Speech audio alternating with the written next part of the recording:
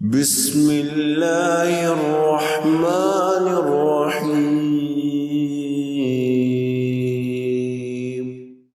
نحمده ونصلي على رسوله الكريم اعوذ بالله من الشيطان الرجيم بسم الله الرحمن الرحيم رب اشرح لي صدري ويسر لي امري واحلل عقدة من لساني يفقهوا قولي۔ تمام تعریفیں اللہ رب العزت کے لیے ہیں کہ جس نے ہمیں انسان کے طور پر اپنا خلیفہ بنایا، وقتاً فوقتاً مختلف انبیاء کرام بھیجے اور مختلف کتابیں نازل فرمائیں، اور اس طرح سے ہمیں وہ راستہ دکھایا جو ہدایت کا راستہ ہے، اور جس میں ہماری دنیا کی نجات بھی ہے اور جس میں ہماری آخرت کی نجات بھی ہے۔ اس میں کوئی شک نہیں کہ اللہ کے بندوں کے لیے اس سے بڑی اور کوئی سعادت نہیں ہو سکتی، اور نہ ہی دنیا اور آخرت کی کوئی نجات ہو سکتی ہے سوائے اس کے کہ ہم اپنی زندگی میں جہاں تک ہو سکے بھرپور کوشش کر کے حضور اکرم صلی اللہ علیہ وسلم کی اتباع یعنی پیروی کریں۔ اس حوالے سے دیکھیے سورۃ الاحزاب کی آیت نمبر 71، جس میں اللہ رب العزت کا ارشاد ہے وَمَن يُطِعِ اللَّهَ وَرَسُولَهُ فَقَدْ فَازَ فَوْزًا عَظِيمًا، اور جس نے اللہ رب العزت کی پیروی کر لی یعنی اتباع کر لیا، اطاعت کر لی، اور اس کے پیغمبر کی اطاعت کر لی اور اتباع کر لیا، فقد فاز فوزا عظیما، تو وہ بہت ہی عظیم قسم کا کامیابی پا گیا۔ اسی طرح سے دیکھیے سورۃ الفتح کی آیت نمبر 17 میں اللہ رب العزت کا ارشاد ہے وَمَن يُطِعِ اللَّهَ، اور جس نے اللہ رب العزت کی اطاعت کر لی، وَرَسُولَهُ، اور اس کے پیغمبر کی پیروی کر لی۔ تو آج کا ہمارا لیسن اسی حوالے سے ہے کہ آئیے جاننے کی کوشش کریں کہ وہ کون سی سنتیں ہیں جو حضور اکرم صلی اللہ علیہ وسلم کی ہماری زندگی سے ختم ہوتی جا رہی ہیں، مٹتی جا رہی ہیں، اور اپنی زندگی کا مشن بنا لیں کہ ہم ان سنتوں کو دوبارہ سے ریوائیو کرنے کی کوشش کریں گے۔ سورۃ الفتح کی آیت نمبر 17 میں اللہ رب العزت کا ارشاد ہے وَمَن يُطِعِ اللَّهَ وَرَسُولَهُ، اور جس نے اللہ تعالیٰ کی پیروی کر لی اور اس کے پیغمبر کی اتباع کر لیا، يُدْخِلُهُ جَنَّاتٍ تَجْرِي مِن تَحْتِهَا الْأَنْهَارُ،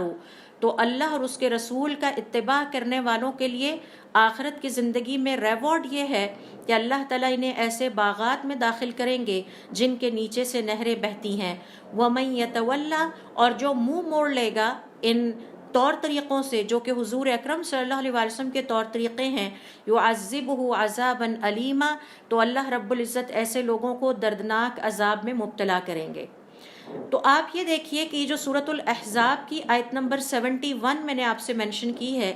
اور سورۃ الفتح کی آیت نمبر 17 منشن کی ہے، ان دونوں میں اللہ تعالیٰ نے ہمارے لیے یہ ذکر کیا ہے کہ اللہ رب العزت کے علاوہ حضور اکرم صلی اللہ علیہ وسلم کی اطاعت کرنا، حضور اکرم صلی اللہ علیہ وسلم کے طور طریقوں کو اپنانا، یہ ہمارے لیے دنیا اور آخرت کی نجات کا باعث ہے۔ اور اگر پورے قرآن کریم کا مطالعہ کیا جائے تو تقریباً 40 جگہوں پر اللہ رب العزت نے اسی طرح سے اس بات کا ذکر کیا ہے کہ جس نے میری پیروی کر لی اور جس نے میرے پیغمبر یعنی حضرت محمد صلی اللہ علیہ وسلم کی پیروی کر لی، اللہ رب العزت کی طرف سے اس کے لیے شاندار انعامات کا اعزاز کا اعلان ہے۔ دوسری طرف یہ بھی بڑی پریشان کن بات ہے کہ جس نے منہ موڑ لیا، اپنی زندگی میں اس بات کی پرواہ نہ کی کہ حضور اکرم صلی اللہ علیہ وسلم کی سنتیں کیا ہیں اور ہمیں اس کے مطابق زندگی گزارنی ہے، تو اس کے لیے بھی بہت دردناک عذاب ہے۔ یعنی دونوں طرف سے اگر ہم دیکھیں تو حضور اکرم صلی اللہ علیہ وسلم کی سنتوں پر عمل کرنے کا کیا بشارت اس کے نتیجے میں ہمیں ملتی ہے، اور پھر حضور اکرم صلی اللہ علیہ وسلم کی سنتوں سے منہ موڑنے یعنی ان کے حوالے سے لاپرواہی برتنے یا ان کی طرف توجہ نہ دینے کا کیا انجام ہو سکتا ہے، یہ بھی ہمارے لیے بیان کر دیا گیا ہے۔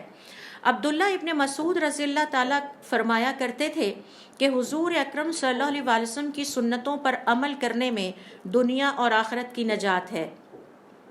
ابن رجب رحمۃ اللہ علیہ فرماتے ہیں کہ جو کوئی حضور اکرم صلی اللہ علیہ وسلم کی طور طریقوں پر چلا اور جس نے حضور اکرم صلی اللہ علیہ وسلم کی سنتوں پر عمل کیا، وہ بہترین راستے پر چل رہا ہے، اور اس پر جتنی بھی کوشش کرے گا اور جتنی محنت کرے گا اس کی کوششیں اور محنتیں رنگ لائیں گی۔ حقیقت بات یہ ہے کہ آج کے مسلمان کی ایک بہت بڑی کوتاہی یہ ہے کہ اس نے حضور اکرم صلی اللہ علیہ وسلم کی سنتوں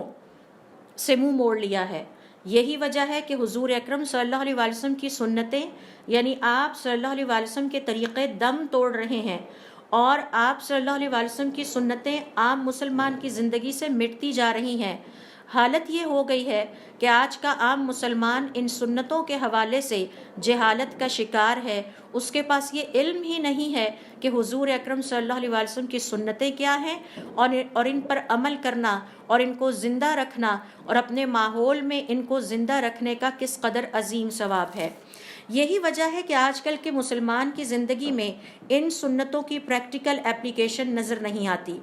اور چونکہ یہ گیپ آ گیا ہے مسلمان کی زندگی میں، اس کے نتیجے میں وہ بہت ساری اور بدعتوں میں پڑ گیا ہے۔ یعنی بجائے اس کے کہ حضور اکرم صلی اللہ علیہ وسلم کی سنتوں پر عمل کرتے، بلکہ کچھ اور ایسی بدعتوں میں پڑ گیا ہے، یعنی اپنے پاس سے ایسے طور طریقے ایجاد کر لیے ہیں کہ جسے وہ دین سمجھ کر اس پر عمل کرتا چلا جاتا ہے۔ اور پھر سب سے بڑی بات یہ ہے کہ بہت ساری ایسی سیلیبریشنز، بہت ساری ایسی ایکٹیویٹیز اور دیگر سرگرمیوں میں پڑ گیا ہے جس کی وجہ سے سنت کے لیے وقت ہی نہیں ملتا، اور سنت پر عمل کرنے کا وقت نہیں ملتا، اس کو زندہ کرنے کا اور اس کو سیکھنے کا وقت نہیں ملتا۔ جیسا کہ حضرت ابن عباس رضی اللہ تعالیٰ عنہما فرماتے ہیں کہ میں دیکھ رہا ہوں ہر گزرتے ہوئے سال کے ساتھ لوگ دین کے نام پر نئے نئے کام ایجاد کر رہے ہیں اور حضور اکرم صلی اللہ علیہ وسلم کی سنتوں کو ترک کرتے جا رہے ہیں، یہاں تک کہ مجھے نظر آ رہا ہے کہ بدعتیں زندہ ہو گئی ہیں اور حضور اکرم صلی اللہ علیہ وسلم کی سنتیں مٹتی چلی جا رہی ہیں۔ آپ دیکھیے کہ آج کا مسلمان پورے سال کی جو سیلیبریشنز ہیں ان پر کتنا اہتمام کرتا ہے۔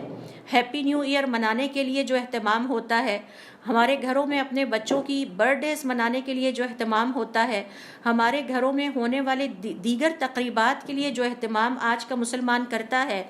اس کا نتیجہ یہ نکل رہا ہے کہ آج کا مسلمان دیگر کاموں میں اور بدعتوں میں اتنا مصروف ہو گیا ہے کہ اس کے پاس سنتوں کی طرف توجہ دینے کے لیے وقت ہی نہیں بچتا،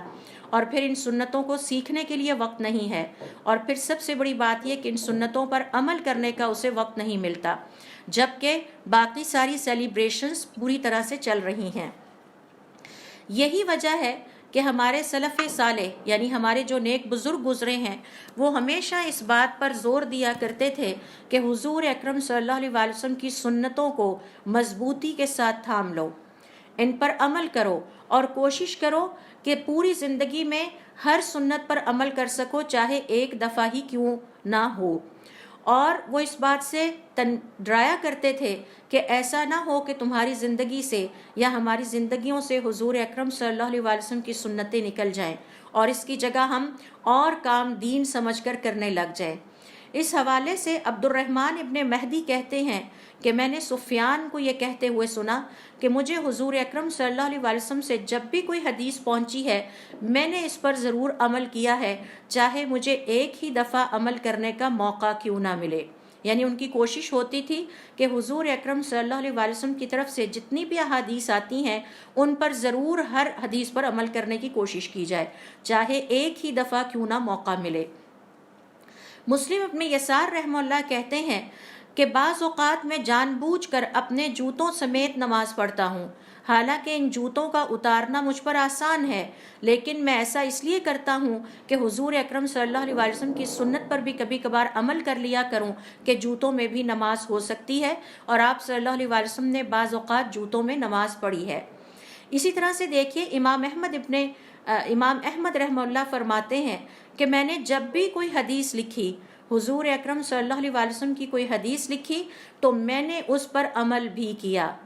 حتیٰ کہ مجھے حضور اکرم صلی اللہ علیہ وسلم کی ایک حدیث ملی کہ ایک دفعہ آپ نے حجام سے اپنے بال کٹوائے اور آپ نے حجام کو 1 دینار دیا، تو میں نے بھی حجام سے بال کٹوا کر حجام کو 1 دینار دیا تاکہ مجھے حضور اکرم صلی اللہ علیہ وسلم کی اس حدیث پر اور آپ صلی اللہ علیہ وسلم کی اس سنت پر بھی عمل کرنے کا ثواب مل سکے۔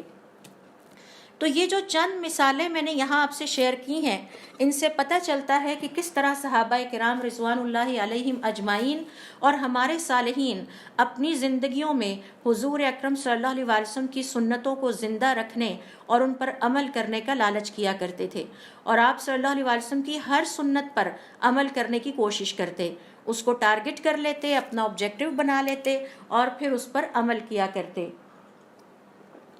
حقیقت بات یہ ہے کہ آج کے مسلمان کی زندگی میں بہت ساری سنتیں ایسی ہیں جو ختم ہو چکی ہیں، مٹ چکی ہیں، یا جن پر عمل نہیں کیا جاتا۔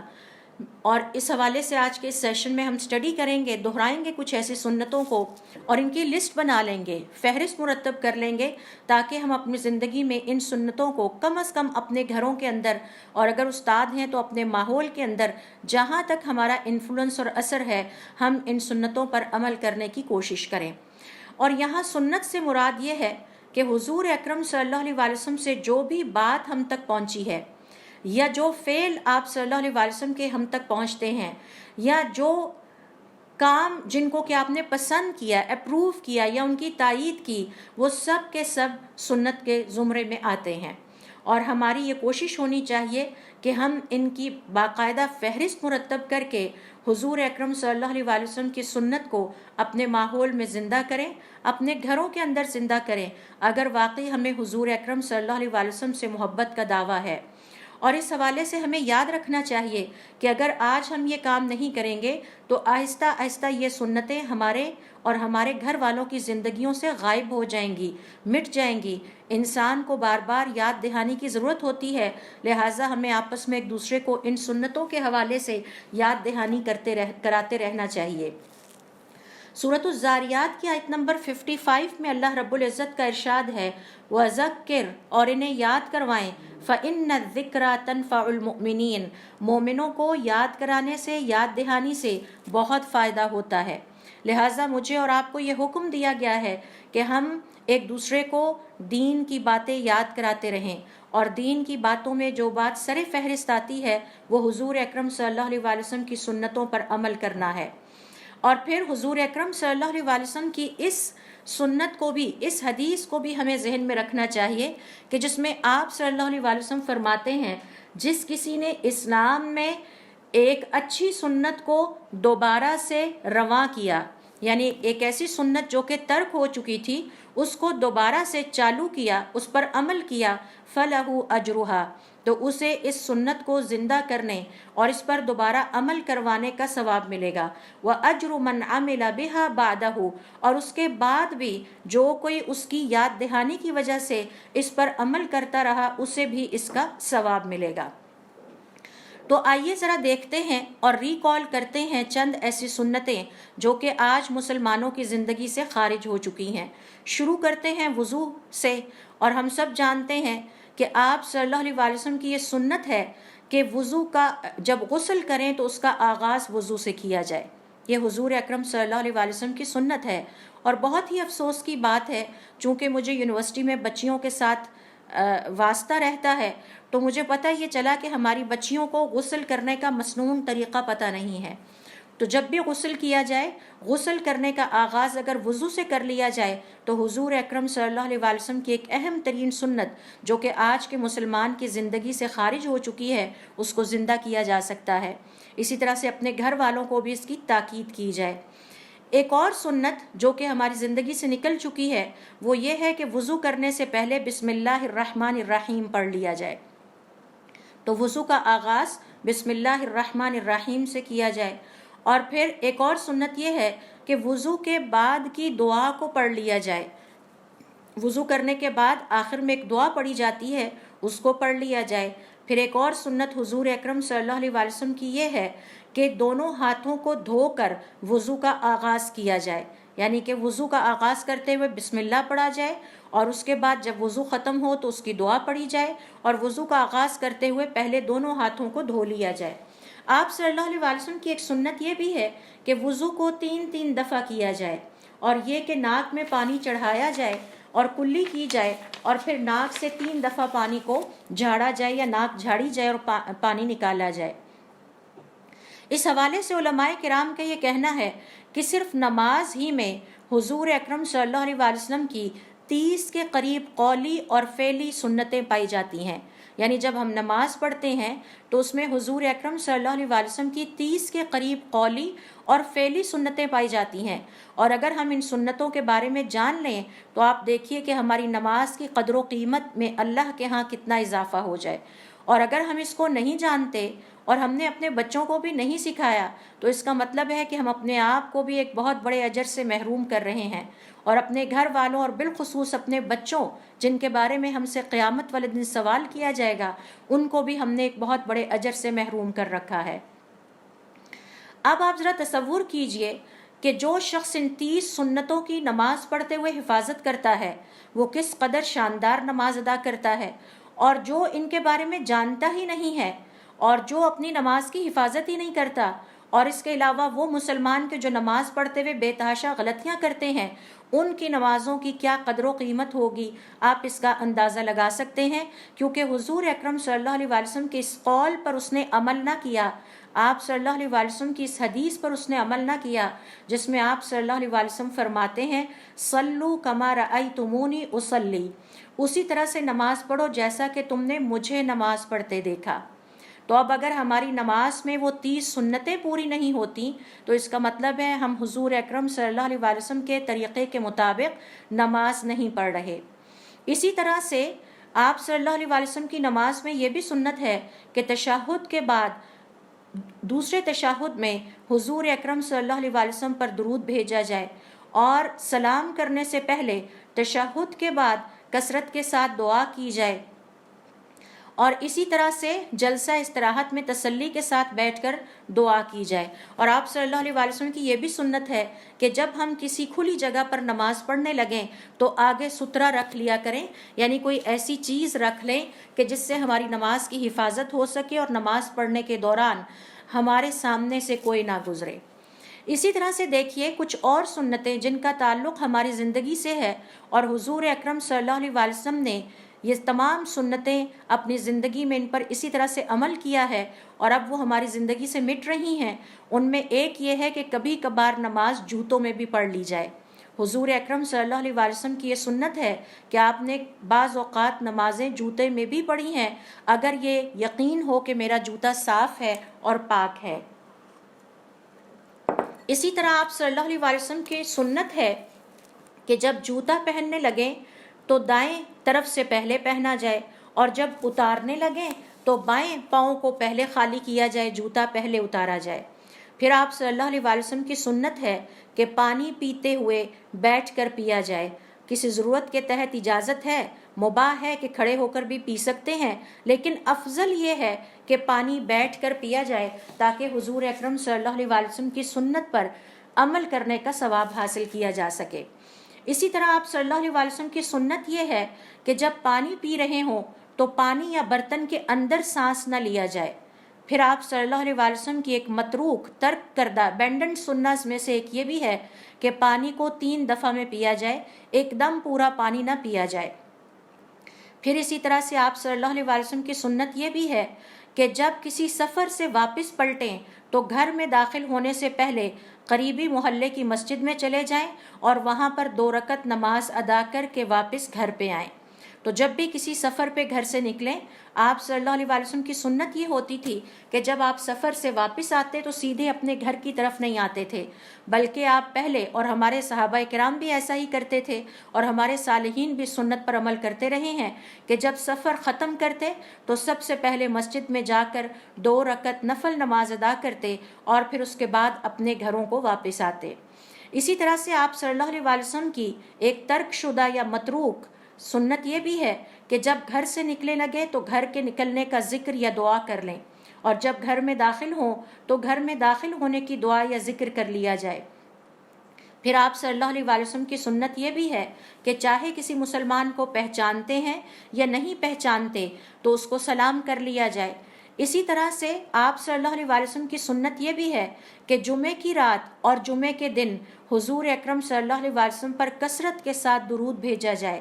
پھر آپ صلی اللہ علیہ وسلم کی سنت یہ بھی ہے کہ جمعے کی رات سے ہی آپ شروع کر سکتے ہیں، یا پھر جمعے والے دن ظہر کی نماز، یعنی کہ جو آپ کی جمعے کی نماز ہوتی ہے اس سے پہلے پہلے سورۃ الکہف کی تلاوت مکمل کر لی جائے۔ تو اس میں ہم یہ بھی کر سکتے ہیں کہ رات کو شروع کر لیں اور سورۃ الکہف کے 3 حصے کر لیے جائیں یا 4 کر لیے جائیں، کچھ حصہ مغرب کی نماز کے بعد تلاوت کر لی جائے۔ اگر ایک ہی وقت میں کر سکتے ہیں بہت اچھی بات ہے، ورنہ اپنی آسانی کے لیے آپ اس کو حصوں میں تقسیم کر لیں۔ پھر کچھ حصہ عشاء کی نماز کے بعد، کچھ حصہ جمعے والے دن فجر کی نماز کے ساتھ پڑھ لیا جائے اور ظہر کی نماز یا جمعے کی نماز سے پہلے اس کو ختم کر لیا جائے۔ پھر آپ صلی اللہ علیہ وسلم کی ایک سنت یہ بھی ہے کہ جمعے کی نماز کی ادائیگی کے لیے وقت سے کافی پہلے مسجد پہنچا جائے تاکہ وہاں جا کے سورۃ الکہف کی تلاوت ہو سکے، بقیہ حصے کی یا مکمل سورت وہیں تلاوت کر لی جائے، اور پھر یہ کہ حضور اکرم صلی اللہ علیہ وسلم پر کثرت کے ساتھ درود بھیجا جائے اور جمعے کی نماز سے پہلے نوافل کی ادائیگی کی جا سکے۔ آپ صلی اللہ علیہ وسلم کی ایک سنت یہ بھی ہے کہ جمعے کی نماز کے لیے پیدل جایا جائے، کیونکہ اس کا ثواب بہت زیادہ ہے۔ ایک ایک قدم اٹھانے پر ایک رمضان کے روزے رکھنے اور اس کا قیام کرنے کا ثواب ہے۔ تو اس لیے ہمارے صالحین اور صحابہ کرام رضوان اللہ علیہم اجمعین اس دن حضور اکرم صلی اللہ علیہ وسلم کی سنت پوری کرنے کے لیے سواری پر سوار ہو کر جمعے کی نماز پڑھنے سے گریز کیا کرتے تھے، بلکہ آپ صلی اللہ علیہ وسلم کی سنت کی پیروی کرتے ہوئے پیدل جمعے کی نماز پڑھنے کے لیے مسجد کی طرف روانہ ہوا کرتے تھے۔ پھر آپ صلی اللہ علیہ وسلم کی سنت یہ بھی ہے کہ جمعے والے دن اچھی طرح سے جمعے کے لیے غسل کیا جائے، اور آپ صلی اللہ علیہ وسلم کی ایک سنت یہ بھی ہے کہ جمعے والے دن عصر کی نماز سے لے کر مغرب کی نماز تک جائے نماز پہ بیٹھے رہیں۔ یہ وہ بابرکت لمحات ہیں، قبولیت کی وہ گھڑیاں ہیں کہ جن میں اللہ رب العزت سے جو بھی مانگیں اللہ تعالیٰ کی ذات عطا کرتی ہے۔ ہمارے ایک صالح فرماتے ہیں، نیک بزرگ گزرے ہیں، وہ کہتے ہیں کہ میں نے اس وقت میں میری عادت تھی کہ میں عصر کی نماز کے بعد بیٹھ جایا کرتا ہوں اور مغرب کی نماز تک اللہ رب العزت سے دعائیں کرتا رہتا ہوں، اور میں نے زندگی میں جو کچھ بھی مانگا مجھے اللہ تعالیٰ نے عطا کیا۔ اب مجھے شرم آتی ہے کہ میں اس سے زیادہ بھی کچھ اللہ تعالیٰ سے مانگوں۔ یعنی اس قدر انہیں یقین تھا کہ یہ حضور اکرم صلی اللہ علیہ وسلم کی وہ سنت ہے کہ جس پہ ہم عمل کریں گے تو اللہ رب العزت کی ذات ہمیں عطا کرے گی۔ اسی طرح سے دیکھیے حضور اکرم صلی اللہ علیہ وسلم کی جو سنتیں اب دم توڑ رہی ہیں، ہماری زندگی سے ختم ہو رہی ہیں، ہماری جہالت کی وجہ سے، نہ سیکھنے سکھانے کی وجہ سے، ان میں سے ایک یہ ہے کہ جب مرغ کی اذان سنیں تو اس وقت دعا کریں، جب مرغ بولتا ہے تو اس وقت دعا کی جائے۔ اسی طرح سے ایک سنت آپ صلی اللہ علیہ وسلم کی یہ ہے کہ جب گدھے کی ہینکنے کی آواز سنیں تو اس وقت بھی دعا کی جاتی ہے۔ پھر اسی طرح سے رات کے اندھیرے میں اگر کتے بھونکتے ہیں تو اس وقت بھی دعا کی جاتی ہے۔ پھر اسی طرح سے آپ صلی اللہ علیہ وسلم کی ایک سنت یہ ہے کہ اپنے گھروں کے اندر کثرت کے ساتھ نفل نمازوں کا اہتمام کیا جائے۔ صلاۃ الضحیٰ یعنی کہ چاشت کی نماز ادا کی جا سکتی ہے، قیام اللیل کا اہتمام کیا جائے، وطر کی نماز گھروں کے اندر ادا کی جائے، اور وطر کی نماز ادا کرنے کے بعد آپ صلی اللہ علیہ وسلم کی سنت ہے کہ خاص ذکر کیا جاتا ہے، وہ ذکر کیا جائے، وہ دعا کثرت کے ساتھ پڑھی جائے۔ پھر آپ صلی اللہ علیہ وسلم کی یہ بھی سنت ہے کہ فرض نمازوں کے فرض مسجد میں پڑھ لیے جائیں اور اس کی سنتیں گھر پہ آ کر ادا کی جائیں۔ اسی طرح سے آپ صلی اللہ علیہ وسلم کی ایک سنت جو آج کے مسلمان کی زندگی سے غائب ہوتی جا رہی ہے وہ یہ ہے کہ رات کو سوتے وقت اپنا بستر جھاڑ لیا جائے۔ ہم یہ سمجھتے ہیں کہ جھاڑا ہوا تو ہے، صاف ستھرا ہے، ہم اس کو دوبارہ نہیں جھاڑتے، جبکہ اللہ کے رسول صلی اللہ علیہ وسلم کی سنت یہ ہے کہ ایک دفعہ پھر اس کو رات سونے سے پہلے جھاڑ لیا جائے۔ اور پھر آپ صلی اللہ علیہ وسلم کی سنت یہ ہے کہ ہر مہینے میں 3 روزے رکھے جائیں۔ آپ صلی اللہ علیہ وسلم کی سنت یہ بھی ہے کہ ہر کام کے کرنے سے چاہے پہلے چاہے وہ چھوٹا ہے یہ بڑا ہے استخارہ کر لیا جائے اور استخارے کے نوافل ادا کیے جائیں، اور خاص طور پر جب آپ کسی کام کے کرنے میں تردد محسوس کریں، جب آپ یہ فیصلہ نہ کر پا رہے ہوں کہ مجھے یہ کام کرنا چاہیے یا نہیں کرنا چاہیے، تو اس وقت تو خاص طور پر ضرور صلاۃ استخارہ یعنی استخارے کی نماز اور اس کے نوافل ادا کیے جائیں۔ اسی طرح سے آپ صلی اللہ علیہ وسلم کی ایک سنت جو کہ اب مسلمانوں کی زندگی سے ختم ہو رہی ہے وہ یہ بھی ہے کہ مؤذن جب اذان دیتا ہے تو اس کے اذان کو انتہائی ادب اور احترام کے ساتھ سنا جائے اور اس کے کلمات کو ساتھ ساتھ دہرایا جائے۔ پھر آپ صلی اللہ علیہ وسلم کی ایک سنت یہ بھی ہے کہ جب سواری پر سوار ہوں تو دعا پڑھ کے سوار ہوں۔ آپ صلی اللہ علیہ وسلم کی ایک سنت یہ بھی ہے کہ جن لوگوں سے اللہ کی خاطر محبت رکھتے ہیں ان سے ملنے جلنے کا اہتمام کیا جائے، ان کو وزٹ کیا جائے، ان کے ساتھ اپنے تعلق کو باقی رکھا جائے۔ پھر اسی طرح سے سفر کرتے ہوئے سفر کی دعا کو پڑھتے جائیں۔ اسی طرح سے اپنی زندگی میں مسواک کو حصہ بنایا جائے، مسواک کا استعمال کیا جائے تاکہ حضور اکرم صلی اللہ علیہ وسلم کی سنت پر عمل کرنے کا ثواب حاصل ہو سکے۔ اسی طرح سے چند ایسی سنتیں جو آج کے مسلمان کی زندگی سے نکلتی جا رہی ہیں وہ یہ ہے کہ کھانے اور پینے اور خرچ کرنے میں میانہ روی اختیار کی جائے، اسراف سے اپنے آپ کو بچایا جائے۔ یہ آپ صلی اللہ علیہ وسلم کی سنت ہے۔ ہر لمحے اپنے آپ کو اللہ رب العزت کے ذکر میں مصروف رکھا جائے، اپنے نفس کا محاسبہ کیا جائے۔ اسی طرح سے جتنے بھی شریعت نے ہمیں اذکار سکھائے ہیں، خاص طور پر وہ اذکار جو کہ فرض نمازوں کے بعد ہمیں کرنے چاہیے، ان کو بھی اپنے زندگی کا حصہ بنایا جائے اور نماز کے بعد بیٹھ کر تسلی کے ساتھ ان اذکار کو کیا جائے۔ یہ آپ صلی اللہ علیہ وسلم کی سنت ہے۔ آپ صلی اللہ علیہ وسلم کی ایک سنت یہ بھی ہے کہ فجر کی نماز ادا کرنے کے بعد طلوع آفتاب تک اپنے مصلی پر بیٹھے رہیں اور اللہ رب العزت سے دعا کرتے رہیں۔ یہ آپ صلی اللہ علیہ وسلم کی سنت ہے۔ اسی طرح سے آپ صلی اللہ علیہ وسلم کی سنت ہے کہ صبح و شام کے اذکار کی پابندی کی جائے،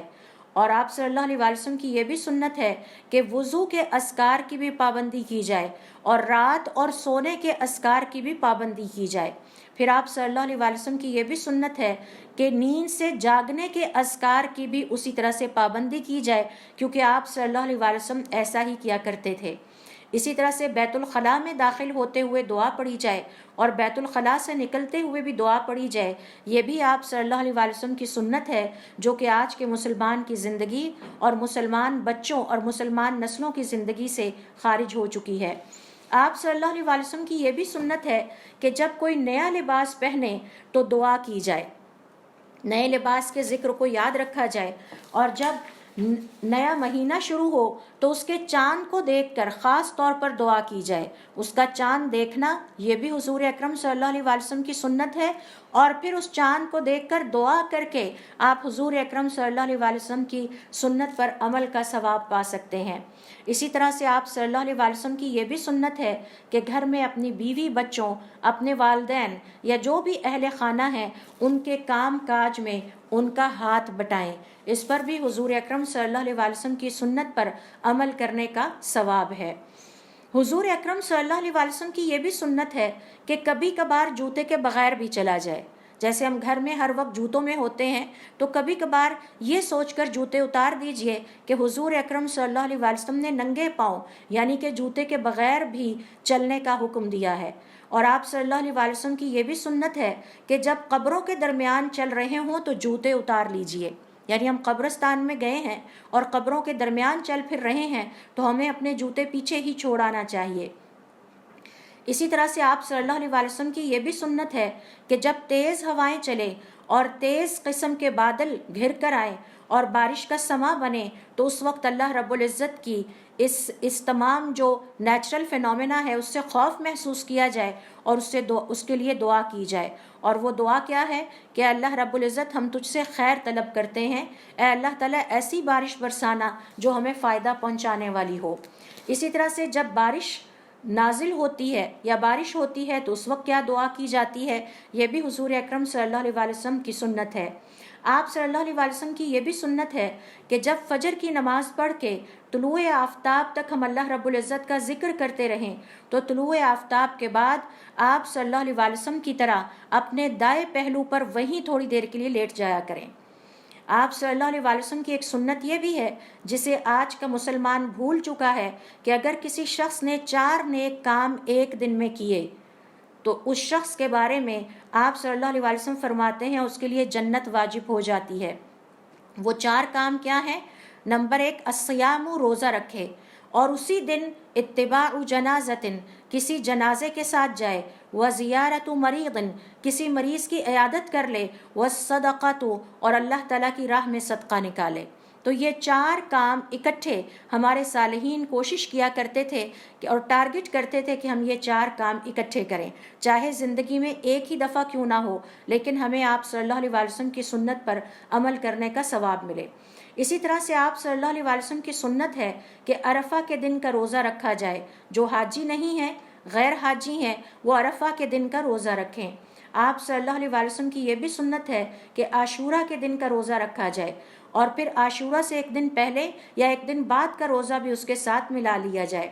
اسی طرح سے آپ صلی اللہ علیہ وسلم کی اس سنت کو بھی مسلمان نہیں جانتے کہ ذی الحجہ کے پہلے دنوں میں ہر طرح کے نیک اعمال کرنے کی پوری کوشش کی جائے. ہر طرح کے نیک اعمال کا مطلب ہے کہ جتنی بھی نیک اعمال ہیں ان کی ہم فہرست مرتب کر لیں، اور پھر ان کو چیک کریں کون کون سے نیک کام ہمیں اپنی زندگی میں پہلے کرنے کا موقع نہیں ملا، اب کی بار ہم ان کو ضرور کر گزریں.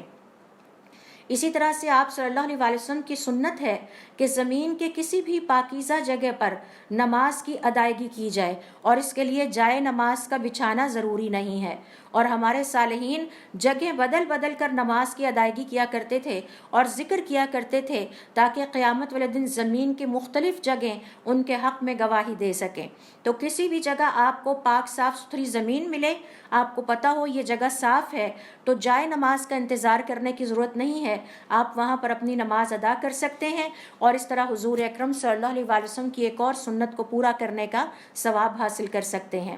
اسی طرح سے آپ صلی اللہ علیہ وسلم کی یہ بھی سنت ہے کہ دودھ پینے کے بعد دعا کی جائے، اور دودھ پینے کے بعد خاص طور پر کلی کی جائے، کیونکہ آپ صلی اللہ علیہ وسلم نے دودھ پینے کے بعد دعا بھی کی اور اس کے بعد کلی بھی کی. اسی طرح سے دیکھیے کہ حضور اکرم صلی اللہ علیہ وسلم کی ترک کردہ ابینڈنڈ سنت میں سے ایک سنت یہ بھی ہے کہ جب کسی بلند جگہ کی طرف جا رہے ہوں تو اللہ اکبر کہتے جائیں. مثال کے طور پر آپ لفٹ میں ہیں، لفٹ اوپر کی طرف جا رہی ہے، تو اب اس وقت کا ذکر یہ ہے کہ اللہ اکبر کے کلمات ہماری زبان پر جاری ہو جائیں. آپ سیڑھیاں چڑھ کر اوپر جا رہے ہیں تو اللہ اکبر کے کلمات ہماری زبان پر جاری ہو جائیں. کسی بھی بلند جگہ پر جاتے ہوئے اللہ اکبر کہا جائے، اور نیچے اترتے ہوئے اللہ رب العزت کی تسبیح بیان کی جائے، سبحان اللہ کہا جائے. چاہے آپ سفر کی حالت میں ہو، چاہے آپ گھر میں ہو، یا عام اپنی روزانہ روٹین کی جگہوں میں چل پھر رہے ہوں، حضور اکرم صلی اللہ علیہ وسلم کی سنت کو زندہ کرنے کی ضرورت ہے. اسی طرح سے آپ صلی اللہ علیہ وسلم کی سنت ہے کہ عید کی رات سے آپ تکبیرات کے الفاظ بلند کرنا شروع کرتے تھے اور ذکر کو شروع کر لیتے تھے یہاں تک کہ امام عید الفطر کی نماز پڑھانے کے لیے کھڑا ہو جائے. اسی طرح سے آپ صلی اللہ علیہ وسلم کی سنت ہے کہ عید الاضحیٰ کی رات سے تکبیرات کہنا شروع کر دیں اور اس کا پورا دن بھی تکبیرات کہتے رہیں، اور ایام التشریق جو بعد میں 2-3 دن آتے ہیں ان میں بھی تکبیرات کہتے رہیں. اور پھر آپ صلی اللہ علیہ وسلم کی سنت ہے کہ جب احرام حج کے لیے یا عمرے کے لیے احرام باندھ لیا جائے تو اس کے بعد ہر لمحے تلبیہ کے الفاظ یا ذکر کو بلند کرتے رہیں یہاں تک کہ آپ حرم میں داخل ہو جائیں. اسی طرح سے آپ صلی اللہ علیہ وسلم کی سنت یہ ہے کہ دعا کرتے ہوئے اور صفا اور مروہ پہ وقوف کرتے ہوئے بھی دعا کی جائے، اور اسی طرح سے عمرہ اور حج کے دوران بھی اللہ رب العزت سے دعا کی جائے. اسی طرح سے آپ صلی اللہ علیہ وسلم کی ایک سنت یہ بھی ہے کہ جب نماز میں شیطان کا وسوسہ محسوس ہو تو اپنے بائیں طرف تھتکار آ جائے. آپ صلی اللہ علیہ وسلم کی ایک سنت یہ بھی ہے کہ عیدوں کی نماز ادا کرنے کے لیے گاڑی پر بیٹھ کے یا سواری پر بیٹھ کر جانے کی بجائے آپ پیدل چل کر جائیں. اور اس کے لیے ہمارے صالحین یہ کیا کرتے تھے کہ اگر کسی کا گھر دور ہے تو وہ مسجد سے کچھ فاصلے پر اپنی سواری سے اتر جاتے اور پیدل مسجد کی طرف جاتے تاکہ حضور اکرم صلی اللہ علیہ وسلم کی سنت پر عمل کر سکیں. اسی طرح سے آپ صلی اللہ علیہ وسلم کی ایک سنت یہ بھی ہے کہ عید کی نماز ادا کرنے کے بعد گھروں کو واپس آتے ہوئے اپنے راستے کو بدل لیا جائے، تبدیل کر لیا جائے. یعنی جس راستے سے پیدل چلتے ہوئے گئے تھے اب اس راستے سے نہ جائیں بلکہ دوسرے راستے سے گھر کو واپس آئیں. پھر آپ صلی اللہ علیہ وسلم کی سنت یہ بھی ہے کہ فطرانہ مستحقین تک پہنچانے کے لیے عید کی نماز والے دن فجر کی نماز سے پہلے یہ فریضہ سر انجام دے لیا جائے. آپ صلی اللہ علیہ وسلم کی ایک سنت یہ بھی ہے کہ نومولود بچے کو جو دیتے ہیں گھٹی دیتے ہیں وہ کھجور کے ساتھ دی جائے اور اس گھٹی کے دینے کا انتظام کیا جائے. اور پھر نومولود بچے کے لیے 7ویں دن عقیقہ کیا جائے، اس کے بال اتارے جائیں اور اس کو خوشبو لگائی جائے اس کے سر پہ، اور اس کے بالوں کے وزن کے برابر صدقہ کیا جائے. اور پھر سب سے بڑی بات یہ ہے کہ اگر نومولود بچے کا نام ابھی تک نہیں رکھا تو 7ویں دن تک کم از کم اس کا نام ضرور رکھ لیا جائے۔ اسی طرح سے نومولود بچہ اگر لڑکا ہے تو اس کے ختنے کا اہتمام کیا جائے۔ اسی طرح سے آپ صلی اللہ علیہ وسلم کی ایک سنت یہ بھی ہے کہ مونچھوں کو چھوٹا کیا جائے اور داڑھی کو بڑھایا جائے۔ آپ صلی اللہ علیہ وسلم کی ایک سنت یہ بھی ہے کہ مریض کی عیادت کرتے ہوئے کچھ دعائیں پڑھنی ہوتی ہیں جس میں مریض کے لیے شفا کی دعا کی جاتی ہے۔ ان دعاؤں کو یاد کر کے جب مریض کی عیادت کے لیے جائیں تو دیگر باتیں کرنے کی بجائے وہاں پر وہ دعائیں پڑھی جائیں تاکہ حضور اکرم صلی اللہ علیہ وسلم کی سنت کو زندہ کیا جا سکے اور اس سنت پر عمل کرنے کا ثواب بھی ملے۔ اسی طرح سے آپ صلی اللہ علیہ وسلم کی ایک سنت یہ بھی ہے کہ جب ہم پر زندگی میں کوئی مصیبت نازل ہو جائے، کوئی پریشانی آ جائے تو اس کی بھی دعائیں ہیں۔ مثال کے طور پر انا للہ و انا الیہ راجعون، اللہم اجرنا فی مصیبتنا ہذہ واخلف لنا خیرا منہا۔ اے اللہ تعالیٰ ہمیں اس مصیبت میں ثابت قدم رکھنا اور اس مصیبت کے نتیجے میں ہمیں کوئی خیر عطا کرنا۔ اسی طرح سے آپ صلی اللہ علیہ وسلم کی ایک سنت یہ بھی ہے کہ روزہ دار کا روزہ افطار کرایا جائے۔ پھر آپ صلی اللہ علیہ وسلم کی سنت یہ بھی ہے کہ اگر ہم کسی کے گھر مہمان کے طور پر جاتے ہیں اور وہ ہمیں کھلاتا ہے تو ایسے میں اس کھلانے والے کے لیے اور ان گھر والوں کے رزق میں اضافے کے لیے دعا کی جائے۔ اسی طرح سے آپ صلی اللہ علیہ وسلم کی سنت یہ بھی ہے کہ جب موسم تبدیل ہوتا ہے تو موسم کی تبدیلی کے ساتھ ہماری خوراک میں بھی تبدیلیاں آتی ہیں، اور جب موسم کا پہلا پھل ہم استعمال کرنے لگیں تو ہم اس وقت بھی دعا کریں۔ اس وقت کی بھی ایک دعا ہے کہ اللہ تعالیٰ ہمارے پھلوں میں برکت عطا فرما۔ تو یہ بھی جب موسم چینج ہوتا ہے،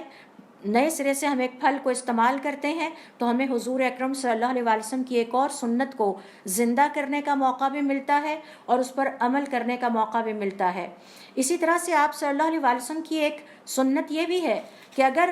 زندگی میں، اور اگر کیا ہم سے اکثر ایسا ہوتا ہے، ہم نے کسی کو برا بھلا کہا ہے یا خدا نخواستہ گالی دی ہے یا کسی کا دل دکھایا ہے تو اس کے لیے بیٹھ کے دعا کی جائے، اے اللہ تعالیٰ مجھ سے غلطی ہو گئی اور میں نے فلاں کا دل دکھا دیا، اسے برا بھلا کہا اور مجھے پتہ نہیں تھا، لہٰذا اس کو آپ خیر عطا کیجئے۔ یہ بھی حضور اکرم صلی اللہ علیہ وسلم کی سنت ہے، اور اس کا فائدہ یہ ہے کہ آپ کا دوسروں کے حق میں معاملہ اور حساب کتاب دنیا میں ہی کلیئر ہو جائے گا۔ اسی طرح سے آپ صلی اللہ علیہ وسلم کی سنت یہ بھی ہے کہ جو شخص آپ کے ساتھ کوئی بھی نیکی کرتا ہے، کوئی بھی اچھا سلوک کرتا ہے، اس کے لیے اچھا سلوک کیجئے، اور اگر اس کے ساتھ اچھا سلوک نہیں کر سکتے تو کم از کم ہاتھ اٹھا کر اس کے لیے دعا ضرور مانگے۔ آپ صلی اللہ علیہ وسلم کی ایک متروک یا ترک شدہ سنت یہ بھی ہے کہ رات کے کسی لمحے میں اگر آپ کی آنکھ کھل جاتی ہے تو اس وقت فوراً دعا کیجئے، اور اگر نیند میں ڈر جاتے ہیں تو ایسے میں شیطان کے اس ڈراوے سے بچنے کے لیے آپ صلی اللہ علیہ وسلم نے ہمیں دعائیں سکھائی ہیں، فوراً وہ دعا کیجئے، کیونکہ شیطان مومن کو ڈرانے والا ہوتا ہے۔ تو یہ آپ صلی اللہ علیہ وسلم کی سنتیں ہیں جو کہ اب ہماری زندگی کا حصہ نہیں رہیں۔ پھر اسی طرح سے اگر ہمیں اس بات کا خدشہ ہو کہ ہمیں کوئی نقصان ہو سکتا ہے تو اللہ رب العزت سے برکت کی دعا کیجئے تاکہ آپ اپنے آپ کو ان ایڈوانس اس نقصان سے بچا سکیں۔ اسی طرح سے ایک اور سنت جو ہماری زندگی سے نکلتی چلی جا رہی ہے اور ہماری زندگی میں اس طرح سے نہیں رہی، وہ یہ کہ جب کبھی بازار میں داخل ہوں تو بازار میں داخل ہوتے ہوئے ایک ذکر ہے وہ کر لیا جائے، تو حضور اکرم صلی اللہ علیہ وسلم کی سنت پر عمل کرنے کا ثواب بھی ہے، اور اس دعا کے نتیجے میں جنت میں ایک گھر بنا دیا جاتا ہے۔ یہ مسلمان کے لیے ایک بہت بڑی خوشخبری ہے۔ اسی طرح سے جب کسی کو مصیبت اور تکلیف کی حالت میں دیکھیں تو اس وقت کی بھی ایک دعا ہے، اس دعا کو پڑھ لینا حضور اکرم صلی اللہ علیہ وسلم کی سنت ہے، اور آپ صلی اللہ علیہ وسلم کی سنت پر عمل کرنے کا ثواب بھی ملے گا۔ اسی طرح سے آپ صلی اللہ علیہ وسلم کی سنت ہے کہ جب بھی اپنی کسی مجلس سے اٹھیں تو مجلس کے کفارے کی دعا پڑھ کے اٹھیں۔ یہ حضور اکرم صلی اللہ علیہ وسلم کی سنت پر عمل کرنے کا ایک اور موقع ہے۔ آپ صلی اللہ علیہ وسلم کی یہ بھی سنت ہے کہ اگر ہمیں اپنے جسم میں کسی جگہ بھی تکلیف محسوس ہو یا درد محسوس ہو تو اس کا بھی ایک ذکر ہے، اس کی بھی ایک دعا ہے، لہٰذا آپ صلی اللہ علیہ وسلم کی سنت کے مطابق اس جگہ پہ ہاتھ رکھیں اور اس دعا کو اس یقین کے ساتھ پڑھیے کہ نہ تو کوئی میڈیسن ہمیں فائدہ پہنچا سکتی ہے، نہ ہی کسی قسم کا کوئی علاج ہمیں اس وقت تک فائدہ پہنچا سکتا ہے جب تک ہمارا رب ہمیں فائدہ نہ پہنچانا چاہے۔ تو یہ بہت بڑی کم عقلی ہوگی کہ ہم میڈیسن پر تو انحصار کریں لیکن اللہ رب العزت کی سے دعا نہ کریں اور ہم اس ذکر کو نہ دہرائیں۔ اسی طرح سے آپ صلی اللہ علیہ وسلم کی سنتوں میں سے ایک سنت یہ بھی ہے کہ اگر کوئی مسلمان نزع کی حالت میں ہے، اس کی جان نکل رہی ہے، تو اسے لا الہ الا اللہ پڑھنے کی تلقین کرے۔ اسی طرح سے آپ صلی اللہ علیہ وسلم کی سنتوں میں سے ایک یہ بھی ہے کہ اگر ہمیں محسوس ہو کہ اب مسلمان بھائی کی جان نکل گئی ہے تو اس کی آنکھوں کو فوراً آگے بڑھ کر بند کر دیا جائے۔ آپ صلی اللہ علیہ وسلم کی سنت یہ بھی ہے کہ قبروں کی زیارت کا اہتمام کیا جائے۔ آپ صلی اللہ علیہ وسلم کی ایک سنت یہ بھی ہے کہ جب کسی جنازے کو دیکھ لیں تو فوراً کھڑے ہو جائیں اور وہیں ٹھہر جائیں جب تک کہ وہ جنازہ وہاں سے گزر نہیں جاتا۔ یہ لاپرواہی ہے کہ جنازہ گزر رہا ہے اور ہم یہ سوچ کر اپنے کام کرتے رہیں یا بیٹھے رہیں کہ ہمیں کیا لگے، پتہ نہیں کس کا جنازہ ہے۔ نہیں، کسی کا بھی جنازہ گزرے تو ہمیں کھڑے ہو جانا چاہیے، اپنے کام کو وہیں چھوڑ دینا چاہیے، اور جب تک وہ جنازہ ہمارے پاس سے نہ گزر جائے اس وقت تک ہمیں کھڑے رہنا چاہیے، کیونکہ حضور اکرم صلی اللہ علیہ وسلم ایسا ہی کیا کرتے تھے۔ اسی طرح سے آپ صلی اللہ علیہ وسلم کی ایک سنت یہ بھی ہے کہ جنازہ لے جاتے ہوئے جلدی کی جائے، اس میں دیر نہ لگائی جائے، نہ اس میں وقت صرف کیا جائے۔ اسی طرح سے آپ صلی اللہ علیہ وسلم کی یہ بھی سنت ہے کہ اگر آپ جنازے کے وقت کھڑے ہوئے ہیں تو جب تک جنازے کو یا میت کو رکھ نہیں دیا جاتا زمین پر اس وقت تک آپ نہیں بیٹھیں گے۔ یہ حضور اکرم صلی اللہ علیہ وسلم کی جنازے کے حوالے سے سنتیں ہیں۔ اسی طرح سے آپ صلی اللہ علیہ وسلم کی سنت یہ بھی ہے کہ موت سے پہلے اپنی وصیت کو تیار رکھا جائے، اور وصیت کے حوالے سے ہم نے بہت ڈیٹیل کے ساتھ یہ سیکھا تھا کہ ہماری زندگی کا کوئی دن ایسا نہیں گزرنا چاہیے کہ جس میں ہماری وصیت ہمارے پاس تیار نہ ہو۔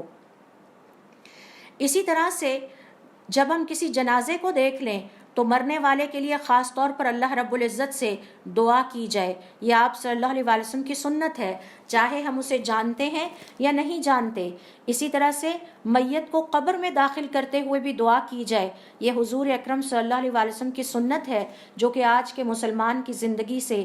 ختم ہو چکی ہے۔ اسی طرح سے میت کو دفن کرنے کے بعد بھی قبر کے اوپر کافی دیر تک موجود رہا جائے اور وہاں پر دفن کرنے کے بعد اپنے مسلمان بہن یا بھائی کے لیے دعا کی جائے۔ اسی طرح سے حضور اکرم صلی اللہ علیہ وسلم کی سنت یہ بھی ہے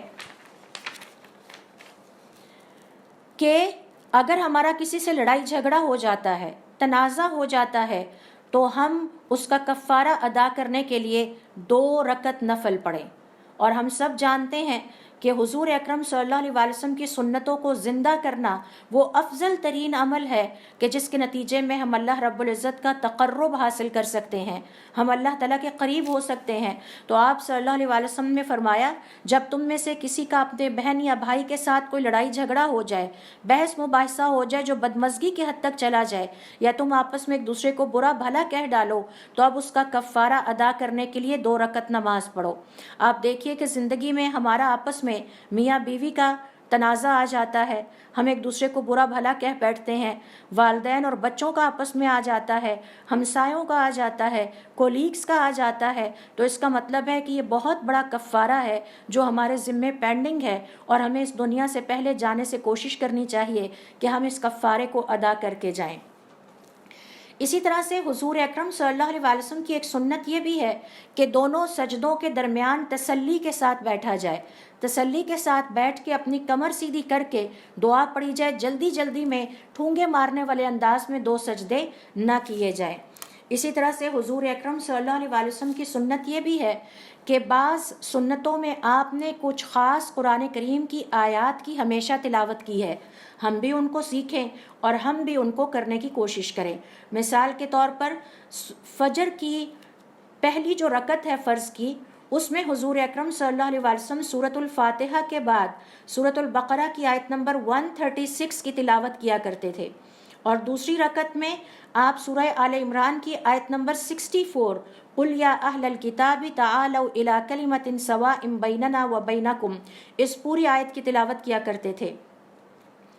اسی طرح سے حضور اکرم صلی اللہ علیہ وسلم کی ایک سنت یہ بھی ہے کہ وطر کے بعد کا جو ذکر ہے اس کو بہت دیر تک آپ کرتے رہتے، اپنے جائے نماز پر بیٹھے رہتے اور یہ ذکر کرتے رہتے۔ پھر اسی طرح سے آپ صلی اللہ علیہ وسلم کی ایک سنت یہ بھی ہے کہ اپنے والدین کے لیے کثرت کے ساتھ استغفار طلب کیا جائے۔ ابو ہریرہ رضی اللہ تعالیٰ عنہ کہتے ہیں کہ حضور اکرم صلی اللہ علیہ وسلم کا ارشاد ہے کہ بندہ جب اپنی قبر میں ہوتا ہے اور اس وقت اس کا ایک درجہ جنت میں بلند کر دیا جاتا ہے تو وہ حیران ہو کر پوچھتا ہے کہ یہ میری کس نیکی کا صلہ ہے، میں نے تو ایسی کوئی نیکی ابھی نہیں کی۔ اسے بتایا جاتا ہے تمہارے بچے نے تمہارے لیے ابھی اللہ سے مغفرت کی دعا کی ہے۔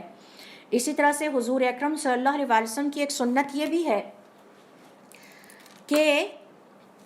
جب کسی مسافر کو الوداع کیا جائے، آپ صبح کے وقت اپنے گھر سے اپنے بچوں کو روانہ کرتے ہیں، یا آپ کے گھر سے آپ کے بچے سفر پہ نکلتے ہیں، یا آپ کے اور دیگر گھر والے سفر پہ نکلتے ہیں، تو انہیں یہ دعا کہہ کر الوداع کیا جائے۔ اور اس دعا کا مطلب یہ ہے کہ میں اللہ رب العزت کے حوالے تمہیں امانت کے طور پر کرتا ہوں۔ آپ صلی اللہ علیہ وسلم فرمایا کرتے استودع اللہ دینک و امانتک و خواتیم عملک۔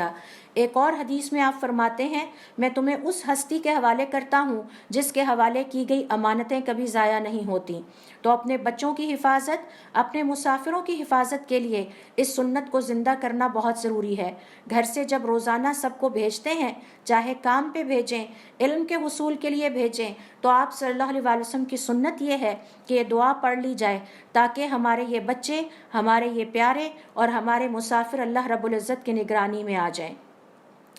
آپ صلی اللہ علیہ وسلم کی ایک سنت یہ بھی ہے کہ لباس پہنتے ہوئے دائیں طرف سے شروع کریں۔ آپ صلی اللہ علیہ وسلم جب بھی قمیض پہنتے تو آپ دائیں طرف سے پہننا شروع کرتے تھے، یہ صحیح الترمذی کی روایت ہے۔ اسی طرح سے آپ صلی اللہ علیہ وسلم کی سنت یہ ہے کہ جب آپ جوتا پہنتے تو تب بھی آپ دائیں طرف سے پہلے پہنا کرتے تھے۔ آپ صلی اللہ علیہ وسلم کی ایک اور سنت جسے آج کا مسلمان ترک کر چکا ہے وہ یہ ہے کہ کھانے جب پک کر تیار ہو جائے تو اسے کچھ دیر کے لیے ٹھنڈا ہونے دیا جائے تاکہ اس کی جو گرمی ہے وہ ختم ہو جائے۔ ابو ہریرہ رضی اللہ تعالیٰ عنہ کہتے ہیں لا یؤکل طعام، ہمیں آپ صلی اللہ علیہ وسلم نے سکھایا کہ کھانا ہرگز نہ کھاؤ حتی یذهب بخارہ، جب تک کہ اس کی گرمی نکل نہیں جاتی۔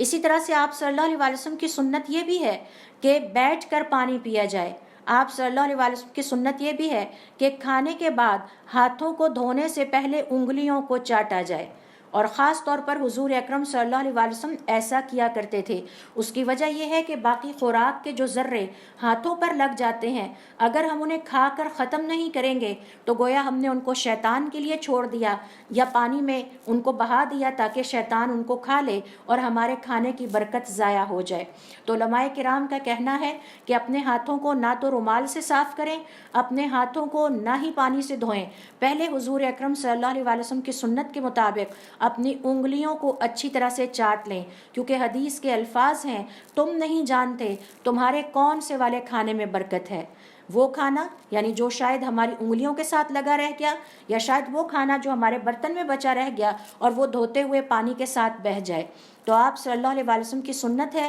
کہ برتن کو بہت اچھی طرح صاف کیا جائے اور ہاتھوں کو بھی اچھی طرح سے صاف کیا جائے اور چاٹا جائے، اور اس کے بعد اسے پانی سے دھویا جائے یا اس کے لیے رومال استعمال کیا جائے۔ اسی طرح سے آپ صلی اللہ علیہ وسلم کی سنت ہے کہ اپنے گھر کے بڑوں اور بچوں کو مغرب کی نماز کے بعد نکلنے سے روکا جائے، کیونکہ آپ صلی اللہ علیہ وسلم فرماتے ہیں کہ جب مغرب کی اذان ہوتی ہے تو اس کے فوراً بعد اپنے بڑوں کو اور اپنے بچوں کو گھر سے باہر نکلنے سے روکو جب تک کہ عشاء کے نماز کا وقت کا آغاز نہ ہو جائے، کیونکہ یہ وہ گھڑی ہے کہ جس میں جنات اور شیاطین زمین میں پھیل جاتے ہیں۔ اس پر علماء کرام کا یہ کہنا ہے کہ ممکن ہے وہ اپنی خوراک کی تلاش میں یا رات کی سرگرمیوں میں کے لیے پھیلتے ہیں، کیونکہ رات کا وقت وہ ہوتا ہے جس میں وہ اپنی کاروائیاں بہت اچھے طریقے سے کر سکتے ہیں۔ تو اللہ رب العزت سے دعا ہے کہ اللہ تعالیٰ ہم سب کو ہمت اور توفیق عطا فرمائے کہ ہم اپنے دین کو سیکھیں اور اپنے گھروں کے اندر اس کو زندہ کریں۔ اور ہم خواتین کی خاص طور پر یہ ذمہ داری بنتی ہے کہ ہم باہر نہ صحیح کم از کم اپنے گھر کی چار دیواری کے اندر جس قدر ہمارے لیے ممکن ہو، جتنی ہماری ہمت اور استطاعت ہو، اس کے مطابق حضور اکرم صلی اللہ علیہ وسلم کی سنتوں کو سیکھیں بھی اور ان کو زندہ کرنے کی بھی کوشش کریں۔ سبحانک اللہم و بحمدک اشہد ان لا الہ الا انت استغفرک و اتوب الیک۔